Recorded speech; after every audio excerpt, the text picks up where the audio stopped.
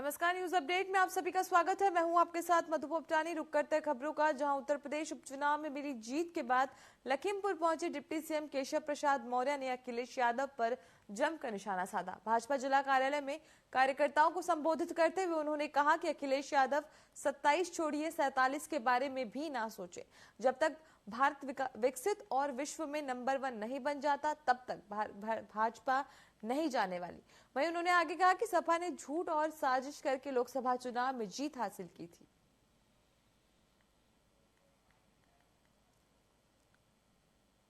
तस्करों को, दंगाइयों को, हत्यारों को संरक्षण देते हैं, लेकिन भारतीय जनता पार्टी को केवल वोट देने की बात एक दलित की बेटी ने कह दिया करहल में। समाजवादी पार्टी के मुखिया अखिलेश यादव जी के साथ बैठकर फोटो खिंचाने वाले ने उस बेटी के साथ दुष्कर्म के बाद उसकी हत्या करने का पाप किया, अपराध किया। क्या ये पीढ़ी है? मैं आपको विश्वास दिलाना चाहता हूं, पूरे आत्मविश्वास से भरे रहिए। 24 का जब लोकसभा का रिजल्ट आया था तो थोड़ी मायूसी हम सब कार्यकर्ताओं को हुई, लेकिन जैसे 8 अक्टूबर को हरियाणा का रिजल्ट आया, मायूसी दूर होना शुरू हो गई। वहीं कासगंज जनपद की कोतवाली पटियाली क्षेत्र में हथौड़ा वन गांव में के पास बने प्रतीक्षालय में एक भाजपा नेता को जमीन रंजिश के चलते गोली मारकर हत्या करने का मामला सामने आया है। वहीं भाजपा नेता के गंभीर हालत में इलाज के लिए जिला अस्पताल में भर्ती कराया गया, जहां से डॉक्टर ने भाजपा नेता की गंभीर हालत को देखते हुए इलाज के लिए अलीगढ़ रेफर कर दिया।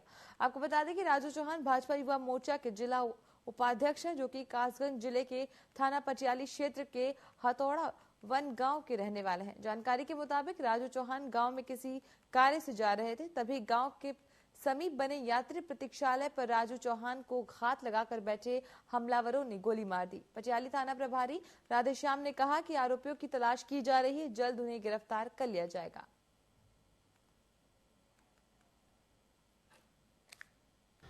देखिए, जो जिनको गोली लगी है नाम राजू चौहान है, हमारे जिला के उपाध्यक्ष हैं, और इनका एक न्यायालय में मकान का जो प्लॉट था उनका विवाद चल रहा था। हम लोगों ने विगत पिछले एक हफ्ते पहले प्रशासनिक अधिकारी, जैसे हमने एसडीएम को भी अवगत कराया था, लिखित में भी हम लोगों ने अवगत कराया था कि राजू ने अपने उनको, मेरी भी बात हुई थी, राजू ने रिटर्न में भी दिया था, लेकिन उनके द्वारा कोई ऐसी कोई कार्रवाई नहीं हुई जिससे कि वहाँ शांति व्यवस्था बनी रहे। हम लोगों ने निवेदन भी किया था कि वहाँ शांति व्यवस्था बनी रहे। अभी जो पेशेंट पटियाली से राजू नाम से आया है, जो पेशेंट, वो सस्पेक्टेड केस करके है, गोली गन शॉट का, उसका डॉक्टरी मुआयना करके मेडिकल कॉलेज के लिए रेफर कर दिया गया इसको। क्या और वाइटल मतलब निकल गई है या फंसी हुई है? वो गोली ऊपर से उसका वो गोली के बुलेट है उस एब्डोमेन वुंड से सटी लगी हुई है। वहीं झांसी मेडिकल कॉलेज अग्निकांड का जायजा लेने आए प्रदेश कांग्रेस अध्यक्ष अजय राय ने हादसे की जांच पर सवाल उठाए। उन्होंने कहा कि घटना के 9 दिन बीतने के बाद भी अब तक किसी की जिम्मेदारी नहीं तय हुई पाई है। सरकार लीपापोती में लगी हुई है। प्रदेश अध्यक्ष ने अमेठी के गौरीगंज का हवाला देते हुए कहा कि वहां हुई घटना के बाद अस्पताल को सील कर दिया गया था, लेकिन झांसी में कोई कार्यवाही नहीं हो पा रही है। उन्होंने कहा कि अगर कार्रवाई नहीं हुई तो कांग्रेस सड़कों पर उतरकर प्रदर्शन करेगी।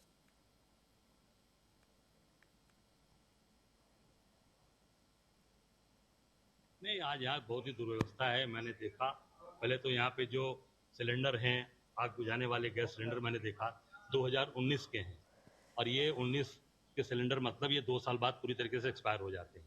ये सरकार की व्यवस्था है, और मैं समझता हूँ कि पूरी तरीके से यहाँ अव्यवस्था कायम है।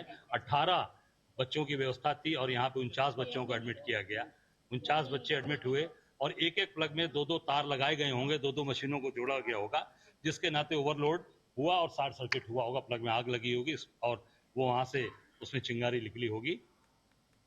उत्तर प्रदेश के हाथरस से एक मामला सामने आया, जहां पर शरारती तत्वों ने शिव मंदिर में शिव परिवार की प्रतिमाओं को तोड़फोड़ कर खंडित कर दिया, जिसके बाद गुस्साए ग्रामीणों ने जमकर हंगामा किया। साथ ही पुलिस प्रशासन ने खंडित हुई प्रतिमाओं को बदलवाने की मांग की। दरअसल ये मामला कोतवाली हाथरस गेट क्षेत्र के गांव नगला तुगला का है। इस घटना की सूचना मिलने पर पहुंची इलाका पुलिस ने ग्रामीणों को समझा बुझाकर शांत किया।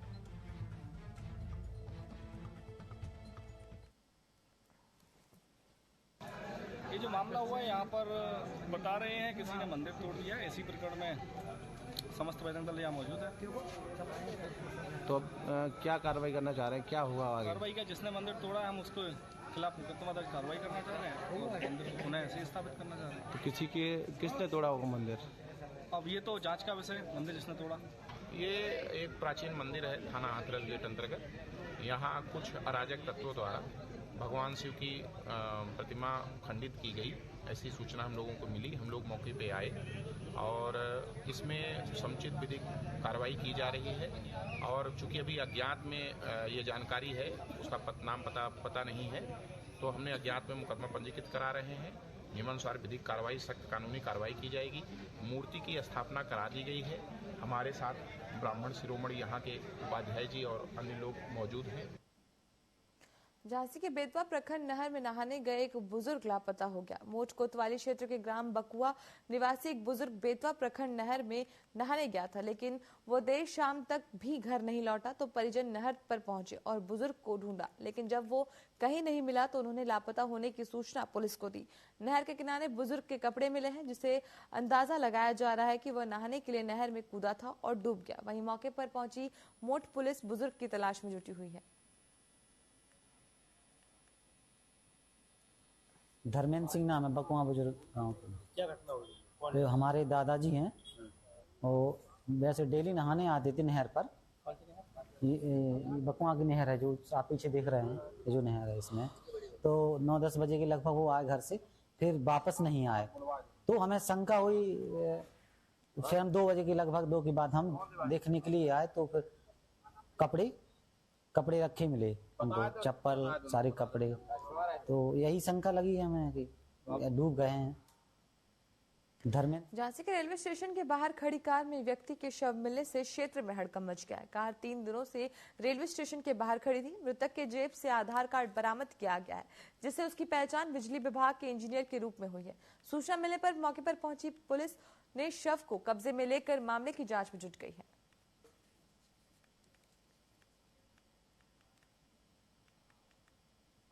वहीं कानपुर के जीआरपी पुलिस को चलती ट्रेन से कूदी महिला की जान बचाई है।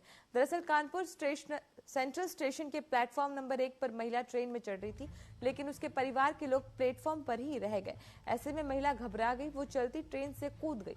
महिला जैसे ही ट्रेन से कूदी, वैसे ही जीआरपी के दरोगा ने उसे हाथ पकड़कर बचा लिया। इस बीच महिला ट्रेन और प्लेटफॉर्म के बीच फंस गई। सिपाही ने ट्रेन के साथ घिसट रही महिला को बाहर निकाला। जीआरपी पुलिस की जाबाजी के चलते महिला की जान बच गई। महिला के परिजनों ने जीआरपी पुलिस की प्रशंसा की है।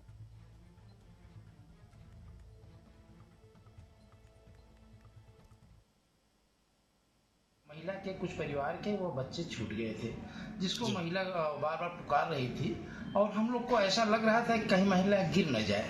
इसी में क्यूआरटी के कांस्टेबल अनूप कुमार प्रजापति ने उसको लगाए थे और हम लोग पीछे चल रहे थे। और जैसे ही क्या कहते हैं, महिला पुकारते महिला क्या कहते हैं ट्रेन से गिर गई। उसको तत्काल क्या कहते हैं प्रभाव से उसको बचा लिया गया।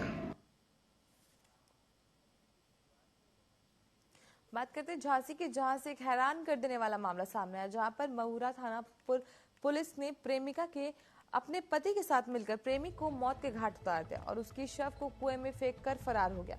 वहीं कड़ी मशक्कत के बाद पुलिस ने उन्हें गिरफ्तार कर जेल भेजने की कार्रवाई की है।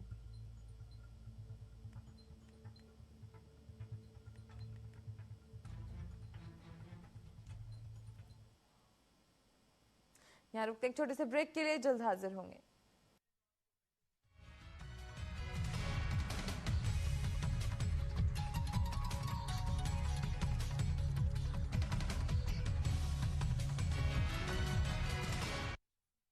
नरेंद्र मोदी जी के विजन के अनुरूप माननीय मुख्यमंत्री योगी आदित्यनाथ के प्रगतिशील नेतृत्व में अविस्मरणीय यादों के साथ संपन्न हुआ प्रयागराज कुंभ 2019 जैसा कीर्तिमान बनाने के लिए महाकुंभ 2025 के सफल आयोजन को तैयार है कर्म योगी सरकार। स्वच्छ महाकुंभ, हरित महाकुंभ के अनुरूप पौधरोपण, पार्कों का जीर्णोद्धार एवं सौंदर्यीकरण के विभिन्न कार्यों से महाकुंभ में आने वाले पर्यटकों को होगी विशेष अनुभूति। कूड़ा प्रबंधन, ठोस अपशिष्ट निस्तारण और पॉलीथीन फ्री महाकुंभ के लिए बनाई गई है विशेष कार्य योजना। श्रद्धालुओं की सुविधा के लिए 1,45,000 शौचालय का कराया जा रहा है निर्माण। सौंदर्यकरण और मेला थीमेटिक लाइटिंग के कार्यों से कुंभ नगरी प्रयागराज को मिला है नव्य स्वरूप। मानवता की अमूर्त सांस्कृतिक धरोहर महाकुंभ 2025 में अमृत स्नान का पुण्य कमाने आओ चलें महाकुंभ। आगे देखो एमपी में खजुराहो की बात निराली, मन को गदगद करने वाली, महाकाल की भस्म आरती, उज्जैनी की रस्म आरती, जय महादेवा शंख मंजीरे करते सेवा। मोहलिया रे मोहलिया रे मोहलिया रे। आप भी हिंदुस्तान के दिल में आइए और अपने दिल में छुपे सारे किरदार निभाइए। एमपी में जरा आगे देखो एमपी में। मैं आ गई हूँ पूछने आम जनता के हाल, लेके उनके लिए ढेर सारे सवाल।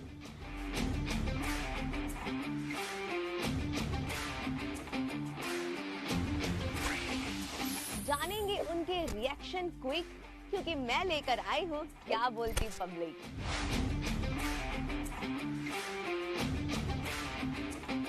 यहाँ होंगे बहुत सारे मजेदार क्वेश्चन एंड आंसर्स राउंड, और ऐसे आंसर्स मिलेंगे जिन्हें सुन के हंसना रोक नहीं पाएंगे आप। तो देखना ना भूलिए मेरे साथ क्या बोलती पब्लिक, सिर्फ टीवी 24 पर।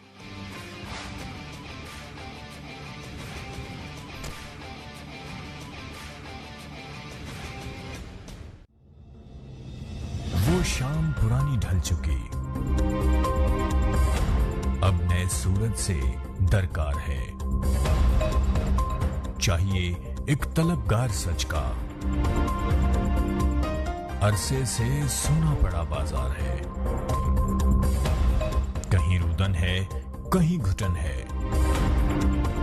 हर कदम है संग्राम यहाँ। जो इन तूफानों में ठहर सके वही विश्वास का हकदार है। देखते रहिए टीवी 24 मोहित साहू के साथ।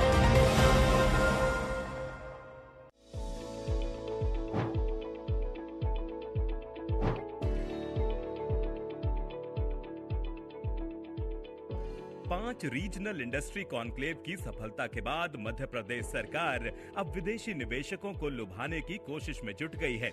इसी मकसद से मुख्यमंत्री डॉक्टर मोहन यादव जर्मनी और इंग्लैंड के दौरे पर जा रहे हैं, जहां वो विदेशी निवेशकों को एमपी में निवेश के लिए प्रोत्साहित करेंगे। लंदन और म्यूनिख में उद्योग जगत की हस्तियों के साथ मुलाकात में उनका फोकस फार्मास्यूटिकल, आईटी, माइंस और ऑटोमोबाइल क्षेत्र में इन्वेस्टमेंट लाने पर रहेगा। यहाँ फ्रेंड्स ऑफ एमपी ग्रुप और दुनिया को संसाधनों से समृद्ध मध्य प्रदेश का परिचय कराया जाएगा। मध्य प्रदेश की औद्योगिक नीति, उत्कृष्ट लॉजिस्टिक कनेक्टिविटी, 314 से ज्यादा औद्योगिक क्षेत्र, 1.25 लाख एकड़ से ज्यादा लैंड बैंक, प्रचुर प्राकृतिक संसाधन और उच्च कुशल मानव संसाधन निवेशकों के लिए आकर्षक साबित हो रहे हैं। हम यह सभी दूर एमएसएमई का नया इंडस्ट्रियल एरिया डेवलप करेंगे। यह आपको लिए सौगात मिल रही, जोरदार अभिनंदन करो।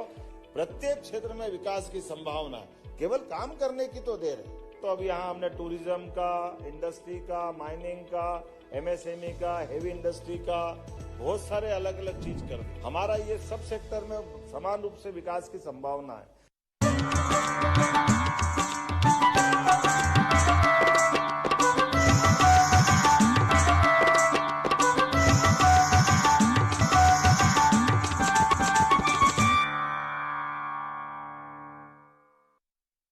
चाहे हो लोगों के अनेकों रूप, चाहे हो लोगों के अतरंगी तस्वीरें, या कुछ ऐसा जिसे देखकर चौंक जाएंगे आप, या हो जाएंगे हंसी से लोटपोट।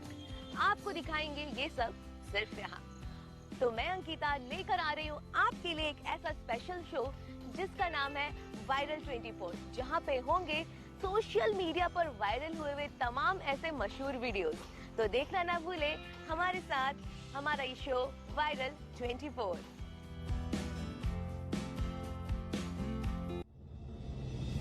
वो शाम पुरानी ढल चुकी, अब नए सूरज से दरकार है। चाहिए एक तलबगार सच का, अरसे से सुना पड़ा बाजार है। कहीं घुटन है, हर कदम है संग्राम यहाँ। जो इन तूफानों में ठहर सके वही विश्वास का हकदार है। देखते रहिए टीवी 24 मोहित साहू के साथ।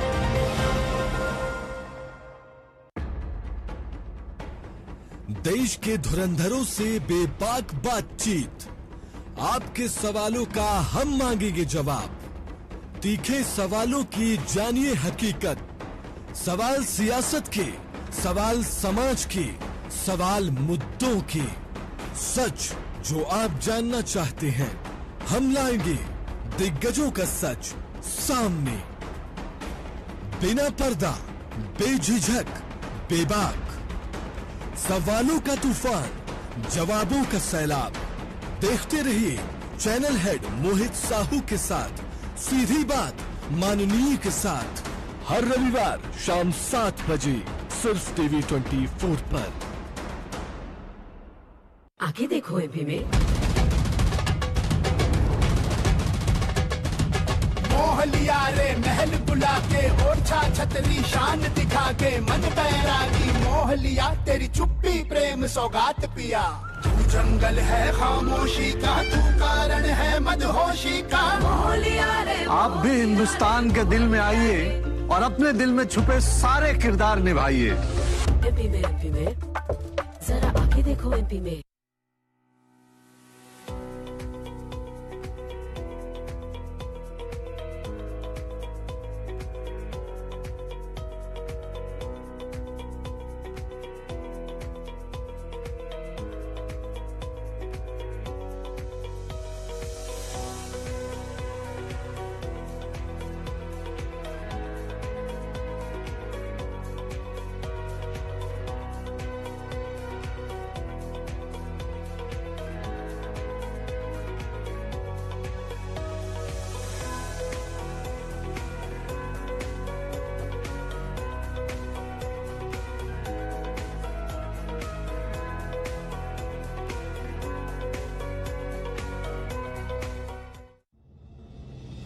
वो शाम पुरानी ढल चुकी।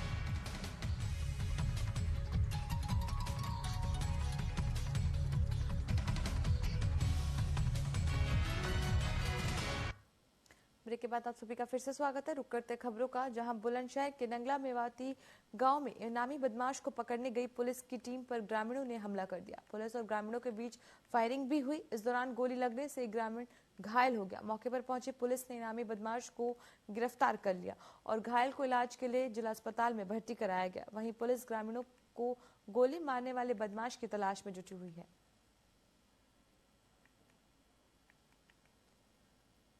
को पकड़ के ले जा रही थी तो गांव के लोगों ने घेर कर पुलिस पर हमला कर दिया और मारपीट करने लगे और उस अभियुक्त को छुड़ाने का प्रयास किया गया, जिस पर पुलिस ने अपने बचाव में उस अभियुक्त को खींचकर गाड़ी में बैठा लिया। लेकिन गांव वालों के द्वारा फिर पुलिस पार्टी पर फायरिंग की गई। आत्मरक्षार्थ पुलिस ने भी फायर किया और उस अभियुक्त को सुरक्षित छुड़ाकर गाड़ी में बैठाकर थाने ले गई। इस संबंध में बाद में ज्ञात हुआ कि एक व्यक्ति घायल है जो कि जिला अस्पताल में इलाजरत है और उसको पैर में गोली लगी हुई है। इस संबंध में जांच पड़ताल और छानबीन की जा रही है कि उसको यह गोली कैसे लगी है। इसके अतिरिक्त पूरे प्रकरण में अग्रिम विधिक कार्रवाई प्रचलित। बरेली से सड़क हादसे का चौंका देने वाला मामला सामने आया। यहाँ पर जीएसपी के सहारे सड़क पार कर रही कार हादसे का शिकार हो गई। निर्माणाधीन पुल के नीचे गिरने पर कार सवार 3 लोगों की मौके पर ही मौत हो गई। दरअसल पिछले बारिश के मौसम में बाढ़ के कारण पुल आधा हिस्सा पानी में बह गया था, जिसके चलते कार नदी में जा गिरी। सूचना मिलने पर पुलिस मौके पर पहुंची और शव को निकालकर पोस्टमार्टम के लिए भेज दिया। मौके पर जाकर देखा गया तो एक वैगनार कार जो कि टैक्सी प्रतीत होती है, वह एक निर्माणाधीन पुल जिसका अप्रोच रोड दातागंज बदायूं की तरफ से था, उस पर चढ़ गई थी और ऐसा प्रतीत हो रहा है कि अचानक पुल खत्म होने से वह बीच नदी में गिर गई। वहां मौके से 3 लोगों के शव निकाले गए, जिनकी मौके पर ही मृत्यु हो जाना प्रतीत हो रहा है। थाना पुलिस द्वारा शव को कब्जे में लेकर पंचायतनामा की कार्रवाई की गई है एवं पोस्टमार्टम हेतु भिजवाया जा रहा है। हाथरस के आगरा रोड पर एक चलते ट्रक ने अचानक आग लग गई। इसमें इलाके में हड़कंप मच गया। आनन फानन में ट्रक को पास के वाहन धोने वाले प्रेशर पंप के आगे खड़ा कर दिया गया। वाहन धोने वाले प्रेशर पंप संचालक और फायर ब्रिगेड ने करीब 1 घंटे की कड़ी मशक्कत के बाद ट्रक की आग पर काबू पाया, लेकिन आग लगने से ट्रक में लदा कई लाखों का माल जलकर खाक हो गया।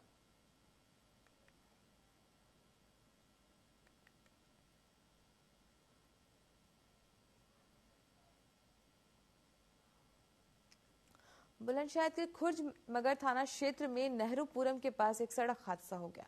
इस हादसे में ट्रक ने खड़ी वैन में जाकर जोरदार टक्कर मार दी। इस हादसे में नेहरूपुर निवासी रिंकू की मौके पर ही मौत हो गई।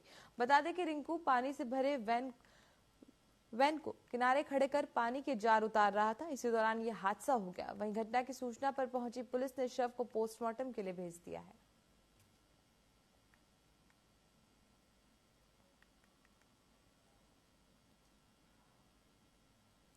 लखनऊ में भाजपा के प्रदेश मुख्यालय में बड़ी संख्या में दिव्यांग अभ्यर्थियों ने पहुंचकर मांगों को लेकर प्रदर्शन किया। दिव्यांग अभ्यर्थी का कहना है कि आयोग ने उन्हें पद के लिए अक्षम बताया था। आयोग सरकार को गुमराह कर रहा है। सामान्य वर्ग के कुछ दिव्यांग भाइयों को नौकरी दी गई है, लेकिन बाकी चयनित अभ्यर्थी पर दर दर के ठोकरें खाने को मजबूर हैं।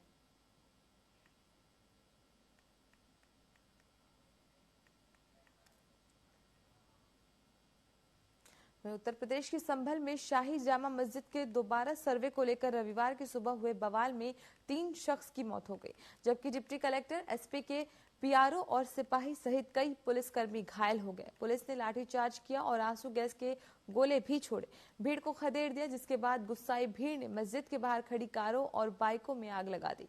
इधर संभल लोकसभा क्षेत्र के सपा सांसद जिया उर रहमान बर्क ने अपने ऑफिशियल अकाउंट पर लिखते हुए कहा कि जिस तरह से संभल में पुलिस ने लोगों के साथ जो बर्बरता की है, उसकी आवाज पार्लियामेंट में उठाऊंगा। ये फैसला अंतिम फैसला नहीं है। इधर संभल जिलाधिकारी डॉक्टर राजेंद्र पेरेसिया ने बताया कि तहसील संभल क्षेत्र में इंटरनेट सेवा बंद कर दी गई है।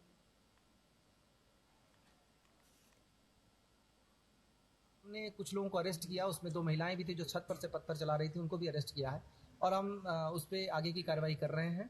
जो इसमें जितने भी चीज़ें हैं सबकी एनालिसिस हो रही है, उस पर हम आगे की कार्रवाई करेंगे। लोगों से अपील लगातार की जा रही है, पुलिस अधीक्षक ने भी अपील की, जिलाधिकारी ने भी अपील की, हम दोनों मेरे और डीआईजी साहब के द्वारा भी लगातार अपील की गई है कि किसी के बहकावे में आके इस तरीके की हरकतें ना करें।